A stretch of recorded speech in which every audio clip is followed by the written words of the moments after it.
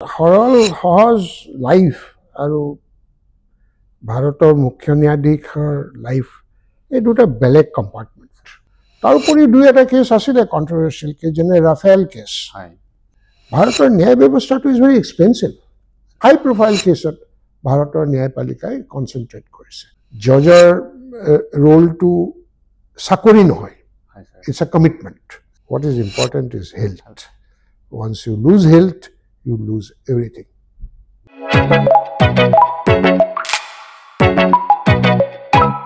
নমস্কাৰ, মই মঞ্জিত তাঁতী আৰু আপোনালোকক অন্য এটা ভিডিঅ'লৈ স্বাগতম জনাইছোঁ। আৰু মোৰ সৌভাগ্য ভাল, আজি আমাৰ ৰঞ্জন ছাৰৰ সৈতে মই বাৰ্তালাপ কৰিব ওলাইছোঁ। 2018 চনৰ পৰা 2019 চনলৈ ভাৰতবৰ্ষৰ 46 সংখ্যক মুখ্য ন্যায়াধীশ হিচাপে কাৰ্যনিৰ্বাহ কৰা ভাৰতীয় অৱসৰপ্ৰাপ্ত ন্যায়াধীশ তথা অধিবক্তা ৰঞ্জন গগৈদেৱ বৰ্তমান ৰাজ্যসভাৰ সদস্য। তো ছাৰ, মোৰ চেনেললৈ স্বাগতম জনাইছোঁ। নমস্কাৰ ছাৰ। যিহেতু বহুতেই ব্যস্ত, তথাপি মোক সময়কণ দিয়াৰ কাৰণে ধন্যবাদ জনাইছোঁ ছাৰ। ছাৰ, আপুনি ভাৰতবৰ্ষৰ এগৰাকী শক্তিশালী ব্যক্তি, তথাপিও আপুনি দেখোঁ আমি প্ৰায়ভাগ আপুনি বহুত চিম্পলকৈ থাকে ছাৰ, সহজ সৰলভাৱে থাকে। ছাৰ, আপোনাৰ বিষয়ে অকণমান জনাব। আপুনি যিহেতু ডিব্ৰুগড়ৰ সন্তান ছাৰ। প্ৰথমতে মই নাভাবোঁ যে মই এজন শক্তিশালী ব্যক্তি আৰু সাধাৰণ চিম্পল ধৰণে থাকোঁ। মই সদায় এনেকৈ থাকোঁ, সদায় এনেকুৱাই আছিলোঁ। কোনোদিনাই পাৱাৰ পজিশ্যন কোনোদিনাই মোক এফেক্ট কৰা নাছিলে বুলি মই ভাবোঁ। তাৰমানে এইটো নহয় যে মই পাৱাৰ এণ্ড পজিশ্যন পৰা নিজৰ যিখিনি ডিউটি সেইখিনি ঢিলাই দিছিলোঁ বা যি ধৰণে কৰিব লাগে সেই ধৰণে কৰা নাছিলোঁ। বহুতে কয় যে মই অকণমান দৰকাৰতকৈ বেছি ষ্ট্ৰিক্ট আছিলোঁ। তো সৰল সহজ লাইফ আৰু ভাৰতৰ মুখ্য ন্যায়াধীশৰ লাইফ এই দুটা বেলেগ কম্পাৰ্টমেণ্ট। ছাৰ, ভাৰতবৰ্ষৰ যেতিয়া আপুনি মুখ্য ন্যায়াধীশ হিচাপে আছিলে, তেতিয়া আপুনি বহুতো নিৰ্বাচিত ৰায় আৰু আদেশ প্ৰদান কৰিছিলে। তাৰ ভিতৰত NRC, অসমৰ NRCক লৈ, অযোধ্যাৰ বিবাদক লৈ আৰু বহুত ধৰণৰ আছে ছাৰ। ছাৰ, অকণমান আপোনাৰ অভিজ্ঞতা যদি জনাই ছাৰ। NRC যিটো মোকদ্দমা সুপ্ৰিম কোৰ্টত চলি আছিল, সেইটো মই সেই মোকদ্দমা সেই কেছটো মই 2013 পৰা 2019লৈকে 6 বছৰ মই এই কেছটো তদাৰক কৰিছিলোঁ। এই কেছটো মোৰ বেঞ্চত আহিল, মোৰ বেঞ্চ মানে মোৰ কোৰ্টত আহিল as per rules and procedure. আৰু বহুতে কৈছিল যে অসমৰ সন্তানৰ কাৰণে মই এই কেছটো কৰিব নালাগে, যিহেতু ইট পাৰ্টেইনছ টু আছাম। মই তাতে একো যুক্তি নেদেখিলোঁ। মানুহে কোৱা মতে ন্যায়াধীশে কাম নকৰে, ন্যায়াধীশে নিজৰ বিবেকৰ মতে কাম কৰে। এইটো 6 বছৰ কেছটো মনিটৰ, কেছটো ছুপাৰভাইজ কৰাৰ পিছত ফাইনেলি NRCখন ৰেডি হ'ল। কিন্তু NRCখনৰ যিখিনি ফাৰ্ডাৰ ষ্টেপছ গভৰ্ণমেণ্টে নল'লে। গভৰ্ণমেণ্টে কিয় নল'লে, that is none of my business. মোৰ কাম এজ এ জাজ যিখিনি কৰিব আছিলে NRC মই কৰিলোঁ। অযোধ্যা কেছটো ইমান কণ্ট্ৰভাৰ্চিয়েল হ'ব আৰু ইমান ইম্পৰ্টেণ্ট হ'ব বুলি মই ভবা নাছিলোঁ। এই কেছটো it was just like any other case. আৰু এই কেছটোত এক্সটেনচিভ হিয়াৰিং হ'ল। ইনফেক্ট এইটো second longest hearing in the Supreme Court, 42 days। তাৰপিছত মই অৱসৰ লোৱা আগে 10 দিনমান আগে জাজমেণ্টটো প্ৰনাউন্স হ'ল। আৰু এটা ডাঙৰ বহুদিনীয়া পেণ্ডিং মেটাৰ এটা ভাবোঁ যে লিগেলি কোনোবাই ভাল পাব পাৰে কোনোবাই বেয়া পাব পাৰে বাট লিগেলি সেটেল হ'ল হয় স্যাৰ তাৰোপৰি দুই এটা কেছ আছিলে কন্ট্ৰভাৰ্চিয়েল কেছ যেনে ৰাফেল কেছ হয় ৰাফেল একুইজিশ্যন অফ ফাইটাৰ জেটছ মই সদায় বিশ্বাস কৰোঁ যে ন্যায়পালিকাৰ এটা লিমিটেড ৰোল আছে ন্যায়পালিকাই চৰকাৰ নচলায় ন্যায়পালিকাই দেশ নচলায় দেশ চলায় ইলেক্টেড মানুহে যাক ৰাইজে ইলেকশ্যনত জিকাই পেলাই পঠিয়াইছে তেওঁলোকে চৰকাৰ গঠন কৰি চৰকাৰ চলায় ন্যায়পালিকাই চৰকাৰ নচলায় এতিয়া ৰাফেলে কিনিব লাগে বিমান নে অন্য কিবা বিমান ৰাছিয়াৰ পৰা কিনিব লাগে নে আমেৰিকাৰ পৰা কিনিব লাগে নে ফ্ৰান্সৰ পৰা কিনিব লাগে এই প্ৰশ্নটো ন্যায়পালিকাৰ মই নাভাবোঁ যে it is something that pertains to the judiciary আৰু এই কেছটোত আমি তিনিজনীয়া বেঞ্চ আছিল দুজন আৰু জজ আছিল আমি চালোঁ এয়াৰফ'ৰ্চৰ ছিনিয়ৰ অফিচাৰ্ছক মাতিলোঁ তেওঁলোকক সুধিলোঁ এইখন বিমান ফাইটাৰ জেট কেনেকুৱা তেওঁলোকে ক'লে 4th জেনেৰেশ্যন ভাৰতৰ কাৰণে দৰকাৰ তেওঁলোকে ক'লে দৰকাৰ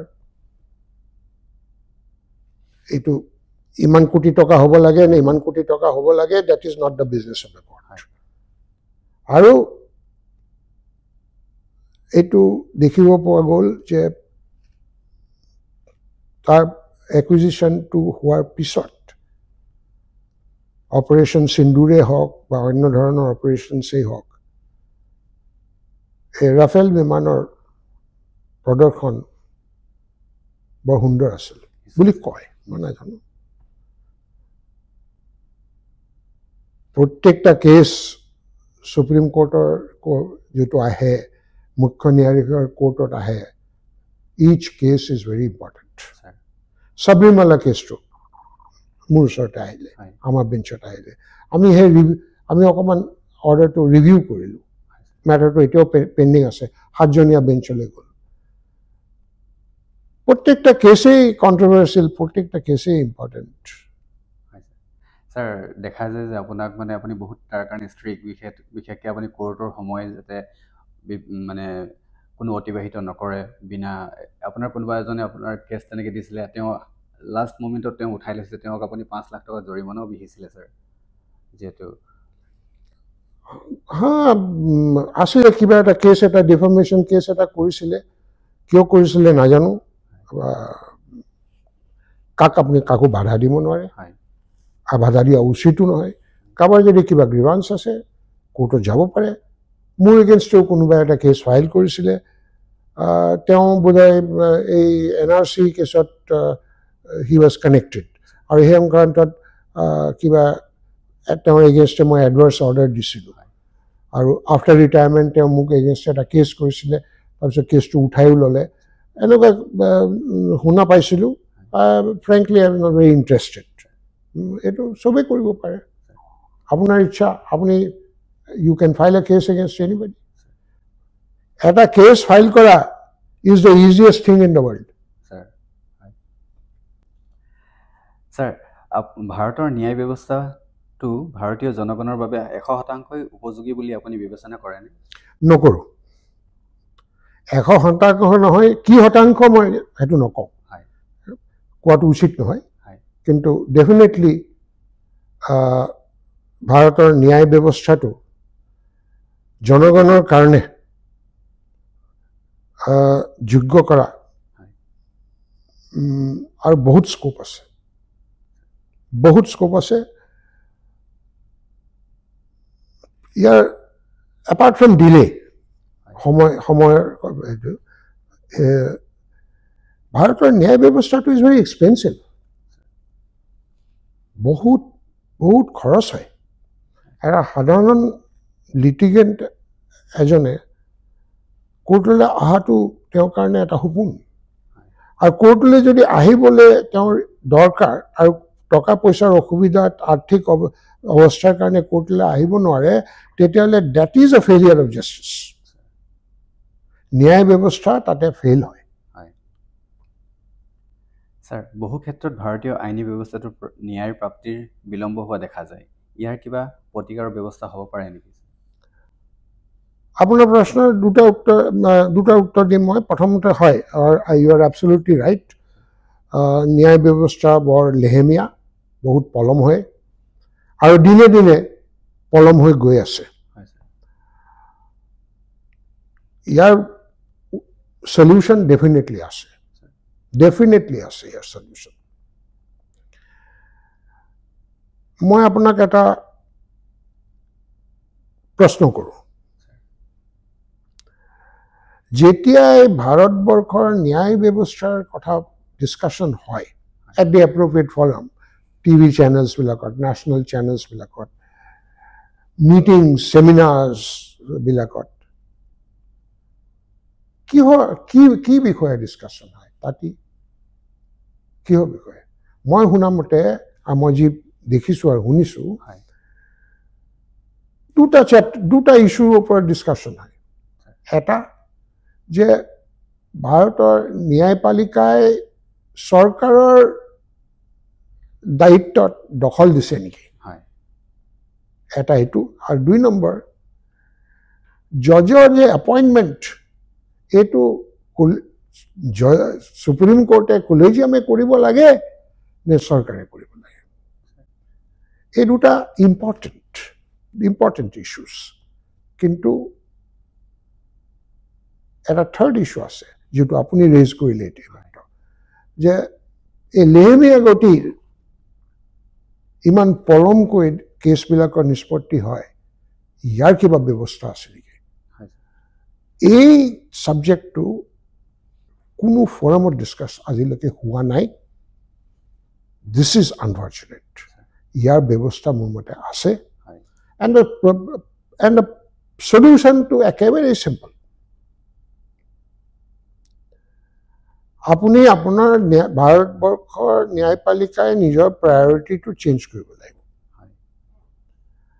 হাই প্ৰফাইল লিটিগেশ্যন যেটো ধৰক পলিটিক্যালি এলাইন্ড লিটিগেশ্যন এইবিলাক অকমান পিছলৈ আনি যেটো নৰ্মেল লিটিগেশ্যন ক্ৰিমিনেল কেसेस সিভিল কেसेस এজন মানুহ কোৰ্টলৈ কিয় যায় তেওঁ কিবা সম্পত্তিৰ ডিসপিউট আছে সেইকাৰণে যায় এটো নৰ্মেল কেস এটা ক্ৰিমিনেল কেস যোনটো পুলিচ ইনভেষ্টিগেশ্যনৰ পিছত কোৰ্টত চাৰ্জশ্বিট দিয়ে ট্ৰায়াল হয় জেললৈ পঠায় এটো এটা নৰ্মেল কেস এই কেসবিলাক আসুতীয়াকৈ ৰখা হৈছে আৰু হাই প্ৰফাইল কেছত ভাৰতৰ ন্যায়পালিকাই কনচেন্ট্ৰেট কৰিছে মোৰ মতে এই হাই প্ৰফাইল কেছবিলাক অকমান দিন কিছু বছৰ বাদ দি এই নৰ্মেল লিটিগেশ্যনখিনি আপুনি কৰক এইটো এটা সলিউশন 2 নম্বৰ এই নৰ্মেল লিটিগেশ্যনৰ সিভিল আৰু ক্ৰিমিনেল কেছেছৰ আজি যিবিলাক বছৰ পেণ্ডিং আছে এই কেছবিলাক কি পাৰ্চেন্টেজ কেছ জিআই আছে মানে কি পাৰ্চেন্টেজ কেছত এতিয়াও ইস্যুজ আৰ আলাইভ এইটো এটা আপুনি ৰিসাৰ্চ কৰক আপুনি দেখিব যে বেছি সংখ্যাৰ কেছ have become infractuous মানে তাতে কোনো এটা লাইভ ইস্যু নাই সময়ে লাইভ ইস্যুটো নিজে সলভ কৰি পেলালে এইখিনি কেছ আপুনি নিউমেৰিক্যালি গুছাই দিয়ক যিখিনি নৰ্মেল কেছ আছে সেইখিনিত কনচেন্ট্ৰেট কৰক জুডিশিয়াল এপইণ্টমেণ্টছ বিলাক সোনকালে কৰক ভাল মানুহ আনক জজ হ'বলৈ জজৰ ৰোলটো চাকৰি নহয় it's a commitment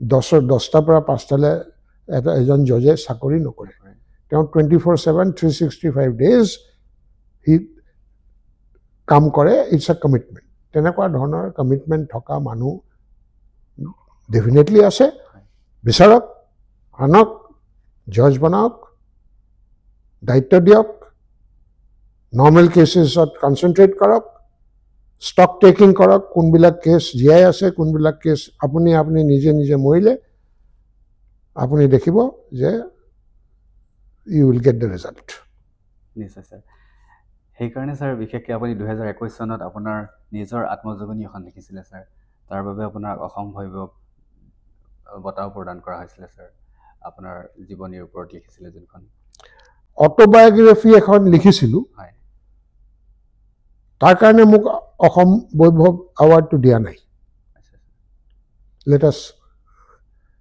B clear হয় ছাৰ মই অটোবায়োগ্ৰাফিখন লিখিব আৰম্ভ কৰিলোঁ কোভিড টাইমত হয় যেতিয়া মোৰ অন্য একো কাম নাছিলে কোনো মানুহ আহিব পৰা নাছিলে ময়ো ক'তো যাব পৰা নাছিলোঁ তেতিয়া এদিন মই কলমটো লৈ পেলাই লিখিব আৰম্ভ কৰিলোঁ 8 মাহ 9 মাহমান লাগিলে ডিচেম্বৰৰ 21 চনত এইটো ৰিলিজ হ'ল এইখন কিতাপ কিতাপখন এক্সিডেণ্টলি মাৰ্কেটত কিন্তু খুব ভাল কৰিলে মই যথেষ্ট পৰিমাণে ৰয়েলটি পালোঁ ভাল চেল হ'ল মাৰ্কেটত আৰু পৃথিৱীত এক শ্ৰেণী মানুহে ভাল পাব এক শ্ৰেণী মানুহে বেয়া পাব অটোবায়োগ্ৰাফিখন ঠিক তেনেকৈ বহুতে লৈছে কিন্তু এই অটোবায়োগ্ৰাফিখন এতিয়াও ৰয়েলটি মোৰ মাজে মাজে আহে এমাজনতো উপলব্ধ আছে মাজে মাজে আহে ইট ইজ ডান ৱেল কিন্তু অসম বৈভৱ এৱাৰ্ডটো এই কিতাপখনৰ লগত নাই এইটো জেনেৰেলি তেওঁলোকে ভাবিলে যে দিব লাগে এই অনাৰটো দিব লাগে তেওঁলোকে দিলে মই একচেপ্ট কৰিলোঁ it was very kind of them to accept it sir মোৰ এটা প্ৰশ্ন আছিল আৰু যে বৰ্তমান ভাৰতীয় ন্যায় ব্যৱস্থাৰ ওপৰত ৰাজনৈতিক হাতোৰাৰ প্ৰভাৱ পৰিছে বুলি আপুনি কেতিয়াবা ভাবেনে যদি পৰিছে তাৰ নিৰাময় কিদৰে হ'ব অলপ ক'ব নেকি ছাৰ ৰাজনৈতিক influence political influence on the judiciary এইটো বৰ এটা কণ্ট্ৰভাৰ্চিয়েল ইছ্যু এইটোৰ উত্তৰ বেষ্ট দিব পাৰিব চিটিং জাজেছে যোনে দায়িত্ব পালন কৰি আছে আজিৰ দিনত কি পৰিস্থিতি পলিটিকেল ইনফ্লুৱেঞ্চ আছে নে নাই যদি আছে কিমান ইনফ্লুৱেঞ্চ নেগলিজিবল অৰ ছাবষ্টেঞ্চিয়েল ইয়াৰ সঠিক উত্তৰটো চিটিং জাজেছে দিব পাৰিব কিন্তু চিটিং জাজেছে আপোনাক নিদিয়ে এইটো উত্তৰ কাৰণ চিটিং জাজেছ will never speak about it তেওঁলোকৰ ethics will not permit code of conduct will not permit মই নিজৰ অভিজ্ঞতাটো ক'ব পাৰোঁ মই গুৱাহাটী হাইকোৰ্টৰ জাজ 2001 চনত হ'লোঁ আৰু 2012 চনত মই সুপ্ৰিম কোৰ্টলৈ আহিলোঁ 2018 চনত মই চিফ জাষ্টিচ অফ ইণ্ডিয়া হ'লোঁ 2019 চনত নৱেম্বৰ মাহত মই ৰিটায়াৰ কৰিলোঁ এই প্ৰায় 19 বছৰ কালত মোৰ অটোবায়োগ্ৰাফিখনত মই এইটো উল্লেখ কৰিছোঁ যে পলিটিকেল ইনফ্লুৱেঞ্চ মোৰ ওপৰত কাৰণ মই মোৰ নিজৰ অভিজ্ঞতাটোৱে ক'ব পাৰিম পলিটিকেল ইনফ্লুৱেঞ্চ মোৰ ওপৰত মাত্ৰ দুজন পলিটিকেল লিডাৰ্ছে চেষ্টা কৰিছিলে কিন্তু obviously they were not successful এই ডিটেইলছখিনি মোৰ অটোবায়োগ্ৰাফিত আছে এটা অসমৰ ইনচিডেণ্ট আৰু এটা NRC ৰিলেটেড ইনচিডেণ্ট তাৰ বাহিৰে মই পলিটিকেল লিডাৰ্ছৰ কোনো ধৰণৰ ৰিকুৱেষ্ট কোনো ধৰণৰ অনুৰোধ মই 19 বছৰ মোৰ জাজশ্বিপৰ পিৰিয়ডত পোৱা নাই আপুনি কেইবাবাৰো আমি দেখিছোঁ নিশ্চয় যে আপুনি জটিল ৰোগত আক্ৰান্ত হৈছিলে আপোনাৰ জীৱনত কিন্তু আপুনি কেতিয়াও হাৰ মনা নাই ছাৰ তাৰপিছত আপুনি আমাৰ চিফ জাষ্টিচ হিচাপে চিফ জাষ্টিচ অফ ইণ্ডিয়া হিচাপে আপোনাৰ আসনত অলংকিত হৈছিলে 2018 চনত ছাৰ এই ভাগৰি নপৰোৱা মানুহজনৰ বিষয়ে অকণমান ক'ব নেকি ছাৰ আপোনাৰ যে আপোনাৰ গোল এচিভ কৰিবলৈ আপুনি আগবাঢ়িলে? মই সদায় যেতিয়া নিউ জেনেৰেশ্যন নেক্সট জেনেৰেশ্যনৰ মানুহ মোক লগ পাব আহে, উকিলেই হওক, জজেই হওক, হাইকোৰ্টৰ জজো আহে, চিফ জাষ্টিচ সকলো আহে, সুপ্ৰিম কোৰ্টৰ জজো আহে, এনেই আহে লগ পাবলৈ। আৰু মোক সোধে, ছাৰ আপুনি কিবা আমাক উপদেশ দিব নেকি? মই তেওঁলোকক কম, মই দিম, এটা উপদেশে দিম, take care of your health. এইটো এটা চেঞ্চুৰী অল্ড ছেয়িং আছে, health is wealth. I think এই তিনিটা ৱৰ্ড, হেল্থ ইজ ৱেল্থ, এই তিনিটা word are most invaluable in human life. আপোনাৰ টকা পইচা লোকচান হ'ব, বিজনেছ লোকচান হ'ব, you can make up. আপোনাৰ যদি হেল্থ যদি ক্ষতি হয়, you can't make up. And take it from me. মোৰ ill health started at the age of 31. 31 বছৰ বয়সত মোৰ কেইবাটাও হেল্থ ইছ্যুজ হ'ল, some very serious. কিন্তু apart from very good doctors, Chandigarh, PGI, Delhi, All India Institute, apart from very good doctors, মোক এজন গুৱাহাটী হাইকোৰ্টৰ অৱসৰপ্ৰাপ্ত চিফ জাষ্টিচ, তেতিয়া মই উকালতি কৰিছিলোঁ, তেওঁ মোক এবাৰ, মোৰ যেতিয়া অকণমান স্বাস্থ্য প্ৰব্লেম হ'ল, তেওঁ মোক মাতি পেলাই ক'লে যে তুমি তোমাক নিজকে কৈ থাকিবা যে I will get well, I will get well, I will get well. And what is important is health. Once you lose health, you lose everything. Sir, মই আপোনাৰ জীৱনৰ সকলোতকৈ ভাল লগা এটা মুহূৰ্তৰ কথা জানিব বিচাৰিম, আৰু আপোনাৰ এটা সকলোতকৈ দুখ লগা বা আপুনি সেইটো বিষয়ে মানে মনত কৰা স্মৃতি, বেয়া লগা স্মৃতি এটা জানিব বিচাৰিম স্যাৰ। মোৰ প্ৰত্যেকটা দিনেই হ্যাপি ডে, কোনো দিনাই বেয়া নাই। Every day is a good day. Every incident, প্ৰত্যেকটা লাইফৰ এক্সপিৰিয়েঞ্চ, প্ৰত্যেকটা লাইফৰ ঘটনা, I treat it as a lesson of learning. এটা শিক্ষা, এটা বেড এক্সপিৰিয়েঞ্চৰ পৰাও শিক্ষা পালোঁ মই। That also is a good experience.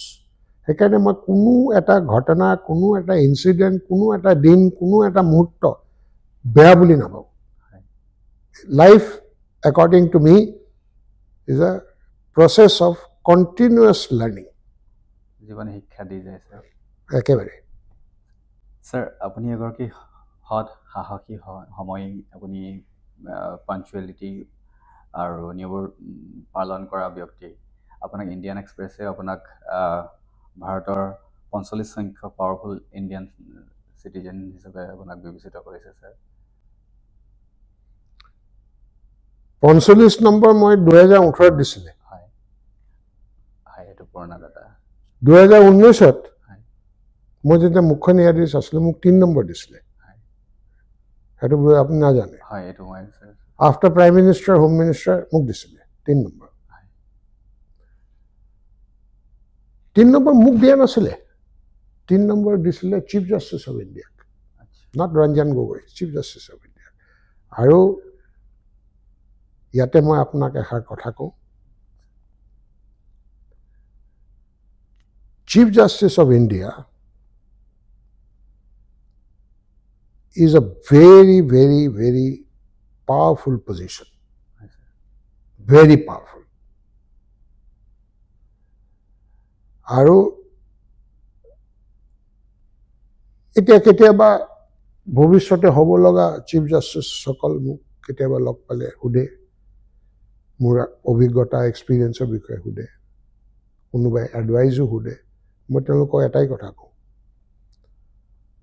let power not go to your head. Right. Power is meant, তোমাৰ power, you will have to exercise it. but exercise it for public good. Let not power go to your head. Sir, আৰু এটা কথা আমি প্ৰায় শুনো যে আপোনাৰ সম্পত্তিৰ বিষয়ে কয় যে আপুনি এটা মই কুৱেশ্যন আছিলে যে প্ৰায়ভাগ নিউজত মই দেখিছোঁ যে আপোনাৰ কোনো গাড়ী এখনো আপুনি মালিক নহয় বুলি আপুনি দাবী কৰে। গাড়ী এখন মানে মই যেতিয়া জজ আছিলোঁ 19 বছৰ, তেতিয়াতো গভৰ্ণমেণ্টৰ পিনৰ পৰা বা হাইকোৰ্টৰ পিনৰ পৰা সুপ্ৰিম কোৰ্টৰ পিনৰ পৰা গাড়ী দিছিলে। তাৰ উপৰিও এখন মোৰ নিজৰ গাড়ী থকা কোনো দৰকাৰ নাছিলে। ইট ইজ নট ডেট মই এটা ইমান আপোনাৰ চিম্পল লাইফ লিড কৰিছোঁ যে গাড়ী নাছিলে মোৰ নিজৰ, বাট আই ডিডন্ট ফিল দ্য নেচেছিটি, মোৰ কোনো দৰকাৰ নাছিলে গাড়ী, সেইকাৰণে গাড়ী নাছিলে। আৰু ডিক্লেৰেশ্যন অফ প্ৰপাৰ্টি, যিটো সম্পত্তি ডিক্লেৰেশ্যন, মই প্ৰথম দিনাই কৰিছিলোঁ। আৰু মই ভাবোঁ যে সকলো জাজে এইটো খুব প্ৰম্পটলি কৰিব লাগে। আৰু এইটো কোনো আইন বনাই কম্পালচৰি বা মেণ্ডেটৰী কৰাটো উচিত অনুচিত তাৰ ওপৰত ডিবেট চলি আছে, কিন্তু জজসকলে ভলুণ্টাৰীলি কৰিব লাগে। কাৰণ এতিয়া ধৰক সুপ্ৰিম কোৰ্টত এজন জজ আহিছে ফ্ৰম হাইকোৰ্ট জজ, তেওঁৰ সম্পত্তিটো বহু পৰিমাণে কম হ'ব। আৰু এজন জজ আহিছে ফ্ৰম দ্য বাৰ, ওকালতি কৰি সুপ্ৰিম কোৰ্টত, তেওঁৰ সম্পত্তি বহুত বেছি হ'ব। তেতিয়া কম বেছি কথা নহয়।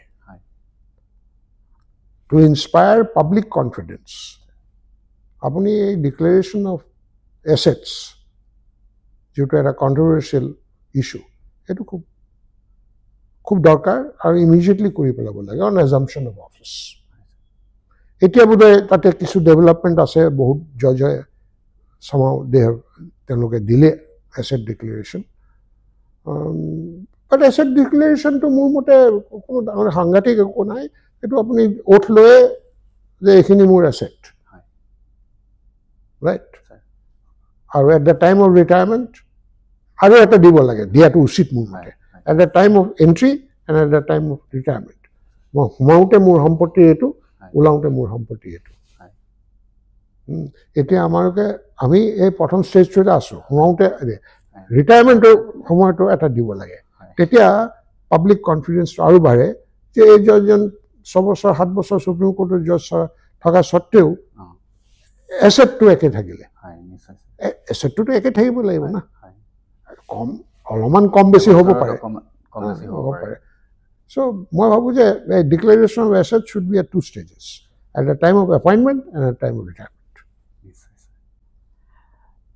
ছাৰ নিশ্চয় মই আপোনাৰ বহুমূলীয়া সময় বেছি নলওঁ আৰু লাষ্ট কুৱেশ্যন ছাৰ মোৰ আপোনালৈ, অসমক লৈ আপুনি কিবা ভৱিষ্যত পৰিকল্পনা কৰিছেনে বা আমাক নৱপ্ৰজন্মলৈ আপোনাৰ কিবা বিশেষ বাৰ্তা যদি দিব বিচাৰে ছাৰ? অসমৰ যিটো নেক্সট জেনেৰেশ্যন, উঠি অহা জেনেৰেশ্যনটো, মই এটাই কথা ক'ব বিচাৰোঁ, আৰু এই কথাটোৰ ওপৰতে আপোনাৰ প্ৰশ্নৰ প্ৰথম পাৰ্টটো, যে অসমৰ কাৰণে কিবা আপুনি কি ভাবে। younger জেনেৰেশ্যনটো ফ্ৰাষ্ট্ৰেটেড হোৱাৰ কোনো কাৰণ নাই।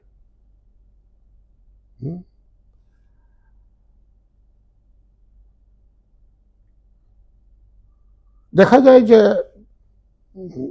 লেভেল অফ ফ্ৰাষ্ট্ৰেশ্যনটো অকণমান হাই, কিন্তু টেক ইট ফ্ৰম মি, ফ্ৰাষ্ট্ৰেশ্যন হোৱা কোনো কাৰণ নাই।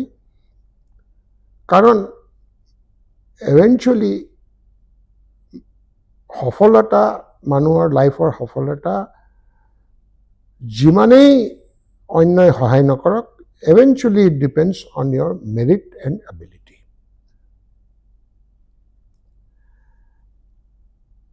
আৰু এই ফ্ৰাষ্ট্ৰেশ্যনটো